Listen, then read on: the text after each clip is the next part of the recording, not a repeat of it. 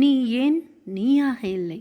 புகழ்பெற்ற சூஃபி மெய்ஞானி ஜூசியா தனது இறுதி காலத்தில் அஞ்சி நடுங்கியபடி கண்ணீர் விட்டு கடவுளிடம் பிரார்த்தனை செய்து கொண்டிருந்தார்.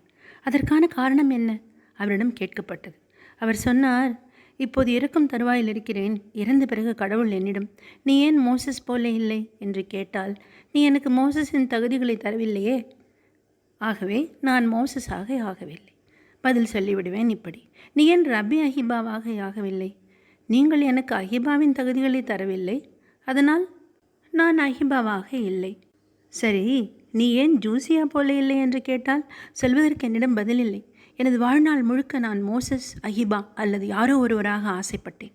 ஆனால் ஜூசியாவாக இருப்பதற்கு முற்றிலும் மறந்துவிட்டேன். கடவுள் நான் ஜூசியாவாக இருப்பதற்கான முழு தொகுதிகளையும் கொடுத்திருந்தார். அதை செய்வது சுலபமானதும் கூட.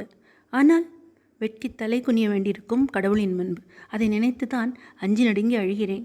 எவ்வளவு பெரிய மகானோ ஞானியோ ஆதர்ஷனோ ஆக இருந்தாலும் ஒரு முன்னுதாரணமாக கொள்ளலாமே தவிர அப்படியே நகல் செய்வது கூடாது. அப்படி நகல் செய்ய வேண்டும் என்று எண்ணி தானும் துன்பத்தை அனுபவித்து மற்றவர்களையும் துன்பத்துக்கு ஆளாக்குவோம் என்று எண்ண வேண்டும்.